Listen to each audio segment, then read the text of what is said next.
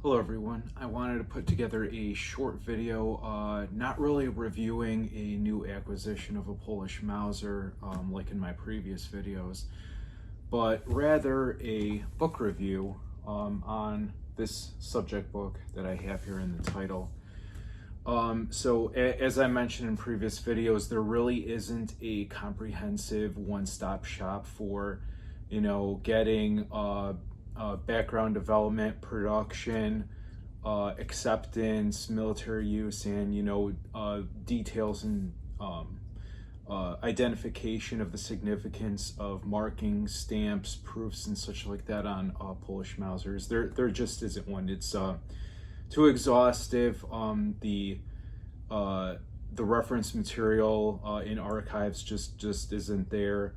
And it's kind of a monumental task to put something like that together. And the literature that was out there before, it didn't really touch on a lot of topics. It was like outdated, and ultimately it just proved to not be that useful. And unfortunately, that's some of the information that I used to piece together some of the content for my previous WZ29 videos. But, some of those gaps or blanks in content is still out there. But this book over here on the WZ29 short rifle by Dr. Jędrzej Korbal in Poland came out this month, September 2024, as part of this Wrzesień 1939 series. And this is book number 303. So there are, over 300 of these like little, I guess you could call it paperback booklets that cover various aspects of the Polish military, and I think some aspects of the German military as well during the September 1939 campaign or like leading up to it. I mean, I've seen stuff covering, horses, sappers, like communication units, fortresses, foreign tanks and planes that were like, used by the Polish military and stuff like that. So anyway, I rushed out and got a copy of this as soon as I could, just because, I have so many questions that remain to be answered. So I'll do a quick summary and review of this book. Now, I do need to point out one thing, that is that this is exclusively found in Poland and is printed only in the Polish language. So it has to be purchased from a online retailer that ships internationally, and I managed to get mine from a Polish bookseller on eBay. And copies are still available currently because this just came out, but I'm sure this might be harder to find pretty soon. Now, since it is in Polish, and I'm assuming a lot of collectors don't speak it that well or fluent. Yeah, I mean, even me with my kind of rusty Polish, it was kind of hard to translate, and some words don't translate well. Like, for example, the word for receiver translates to castle or zipper. What's another one? The stacking hook translates into goat's foot. So it's like, a lot of technical terms are difficult to translate. So what I ended up having to do is I found an old Polish military manual with like diagrams of rifles broken down with identification of the components. So I kind of had that on the side just to make sure I fully understood what this book was talking about in terms of technical components. And while I did kind of translate this by reading it and kind of thinking about it, I did get lazy sometimes. And what I did find is that the Google Translate camera feature does a relatively good job of getting the gist of the content of this book. You could just kind of use the camera to kind of hover over the page and let it do its magic. And it will capture, I'd say, about like with 80%, 80% accuracy, the content presented here. There might be some like minor details that you might have to find someone that speaks Polish to kind of help fill in the rest of the gaps, but it does a pretty good job. So getting back to the content of this book, I do want to point out again, this is not intended to be a reference guide for collectors of these rifles to kind of figure out, what do the individual markings mean? What do proof marks, who are the proof marks assigned to? What tiny little design changes happened, throughout each year, like little design changes and stuff like that. What is presented here is information about the adoption of the rifle, initial production, thorough investigation into some of the teething issues that were discovered in terms of accuracy problems when it was first fielded by units or technical shooting schools, how those problems were investigated, plans for making changes to production or and what actions were proposed to address those. It also touches on Poland's attempt to standardize its armed forces, which, as you know, were still kind of a smattering of different rifles and carbines from a variety of sources, like German-made long rifles and carbines, French rifles, and the Mosin-Nagant conversions to 8mm Mauser.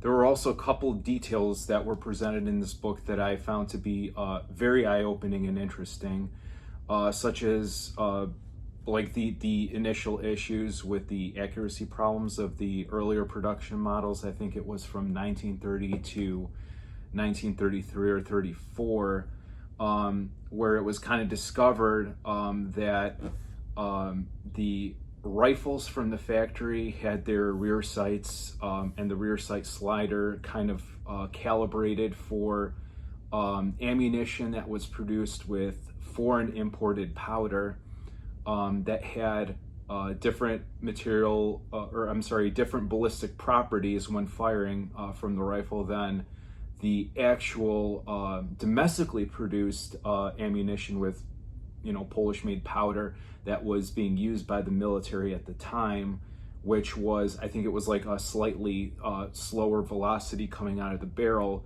So the way that the sights were kind of graduated did not correlate with the actual ammunition that was being fired from these. So other points of interest that were discussed in this book was how, despite this short rifle being adopted in 1929, it still had some glaring issues that were being worked on well into the mid-1930s, despite, it's already being rolled out and started to be issued to various aspects of the Polish military. And with the accuracy issues that plague those earlier models, and kind of a lack in confidence in the troops that were issued those, it did kind of sort of pave the way and provide the answer for why, in the mid 1930s, Poland ended up kind of going with that WZ-98 Alpha or WZ-98A long rifle for its rifle infantry, just because there were issues with this short rifle with accuracy, kind of shooting at distances past 300 meters. Another topic that this book covers, which I thought was interesting and I really had no idea about, was the fact that PFK Varava was actually involved in supplementing production of the WZ-29s earlier on to kind of help out FB Radom.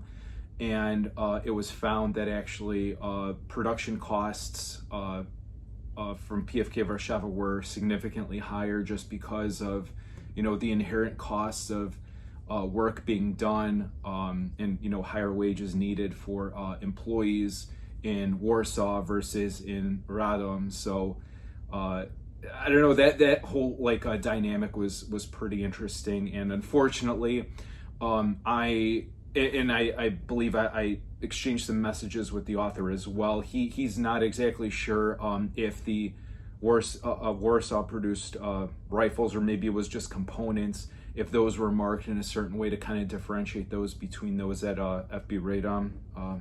I guess we'll never know it until. Again, I also found the discussion of standardizing and modernizing the Polish military with 8mm Mauser rifles and, updating their infantry to use the WZ-29 was pretty interesting.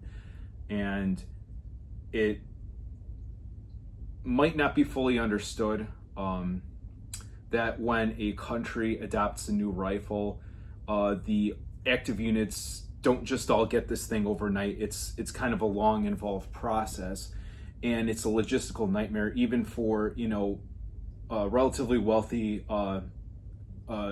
countries with a deep military history, like let's say Germany, for example. With a newly formed country like Poland with an emerging arms industry and relatively poor in comparison, that rollout process and the difficulties associated with it are just compounded like even more. So it was kind of interesting to read about how, even into the mid-1930s, there were still units that were armed with French rifles, old German World War I rifles and carbines, the old Polish K98 carbines, which, some of these at this point were pretty shot out. And, some units like the Border Guard and stuff still had the Mosin Nagant 8mm Mauser conversions. So that was kind of interesting to read about. Now, as a quick side note and personal touch here, I do have a somewhat limited connection with this book, as I have this rifle over here. It's a 1938 WZ-29. That's a GI bringback, and it was featured in several pages of the book for references purposes. And there is some unmistakable weatherwood fencing in the background of some of those photos, and a wooden fence post where I have this rifle propped up on that are, let's just say, unmistakable for being shot in my backyard. So again, I want to point out that I am not financially compensated for this, or I didn't get a copy of this book for free, and I paid for a copy of this with my own money. So I'm just glad that this example and photos of it were able to help out collectors and readers for visualization. Now, another really interesting little featurette of this book is towards the end, there is a section that discusses the KP32 short rifle project, which was undertaken by the brilliant Polish arms engineer Jozef Maroszek, who I'm sure you've heard that name before, who developed that kind of famous WZ-38 self-loading rifle project. So he undertook a project to kind of make a simplified WZ-29 rifle that had, simplified components, fewer components, that would have been a little bit more affordable to produce. And, this book has great, detailed photos and diagrams and stuff like that of that project, which I haven't seen before. And so, yeah, it's just really neat to read about something that I'm sure a lot of people didn't know about, or have seen content of this project before. And I will say, I don't want to go into specific details about the content and data that was presented in this book to inadvertently rob the author, of credit for his hard work and research. So if you are a serious collector of Polish Mausers, or just want to know more about them, if you have them in your collection, I really highly recommend that you guys get a copy of this and just get it translated and read it, or if you don't want to go through that effort, you can at least take a look at these like amazing photos and diagrams. So it's a book I highly recommend. Thanks for watching.